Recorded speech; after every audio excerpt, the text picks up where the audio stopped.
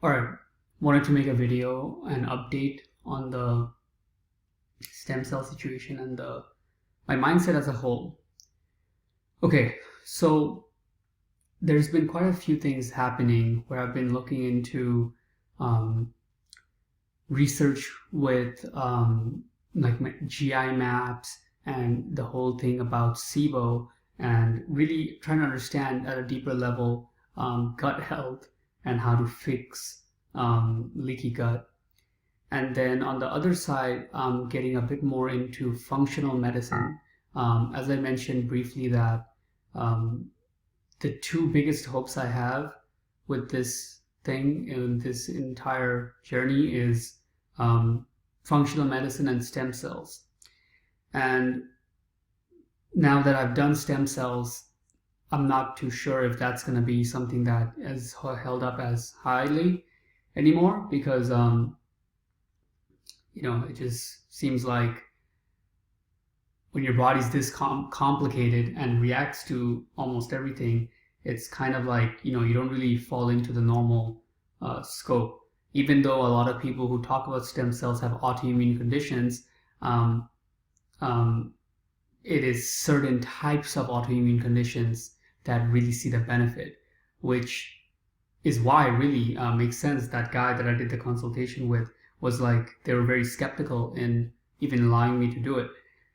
Anyway, so it's not like I'm saying that it hurt me, even though nowadays, since the stem cell, I have been worse. Yesterday, I had a vertigo attack. I couldn't walk. I had to like make it up the stairs. It took like a long time. And I just had to be in bed from like 4 p.m. till like 10, just laying there on one side. I don't even fall asleep. And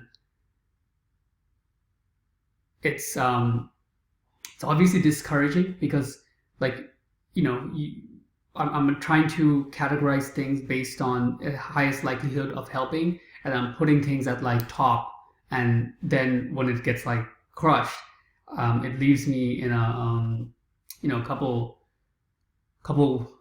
weeks, let's say, in kind of like a state where I don't know exactly, like, even what the things that I have planned and the direction I'm going is gonna help in any way or not. And that combined with getting punished pretty heavily every time you do try to, get something done, or like, try a new medicine or anything like that. And it can really like throw you in a loop, right? Like right now, for example, I don't know how long it'll take for me to subside these effects, right? Like right now I'm thinking like, I just want to go back to before I did the stem cells, so I can have that, not as much pressure, not as much dizziness and vertigo and loss of balance and all that is going on.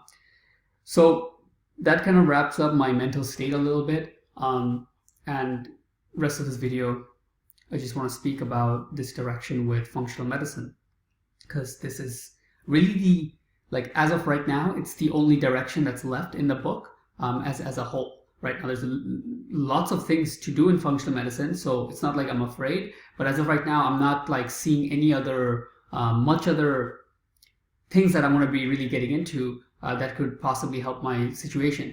Right now, obviously, I'm going to be looking into more stuff, so that's going to change.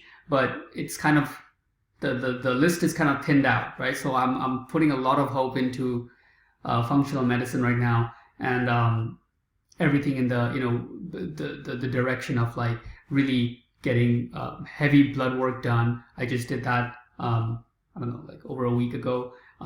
So that result is still coming in. I think it takes like a couple of weeks, they said. So these things don't happen fast, and a lot of times in between tests you completely lose yourself because of reactions you're getting, and the whole loop of discouragement and then encouragement a little bit, followed by bigger discouragement and all that kind of stuff. So this is what I'm gonna be doing now. Number one, GI stool test. It's a stool test, basically, and see like what they find there. The blood work I did, which is coming. I'm gonna do a heavy metals toxins, so I'll make a separate video about this. and this is just something I'm getting into more now and learning more about heavy metals. And it's, in a nutshell, it's basically like, depending on where we lived or if we got exposed to certain chemicals that could poison the body, and a lot of times depending on your body and genetics and whatever, you could be like held into that and just keep getting poisoned over time. It just gets worse and worse and worse. I'm gonna then do a mold test, similar kind of thing. You know, if I live somewhere that has mold, or any kind of like, you know, that kind of like not just like, you know, black mold that's easy to see, but any kind of mold that was like behind the walls, that could be something that is could have affected me. Now, this could happen anytime in your life, so this is why you really have to get a test. The two biggest time frames I can think of is like when I was a complete young toddler kind of guy, because I grew up in a village, and you know, we drank like lake water, and just like, it's like a village in a third world country, right? So that could have been something that was like dormant, let's say, maybe in me with that kind of predisposition, until some other things triggered that weakness, and now I have these flare-ups, that thing. Or when I first came here in 2012, 13, and moved to New York, I was living in like, not like the best houses. It was just like houses shared with like, I think it was like 8-10 families the first place I moved in. And then like the second place I went in, it was like less families, like 4 or 5. But still, the reason I'm pointing out the families is because the condition of the house, right? It's like 1 bathroom, a lot of people.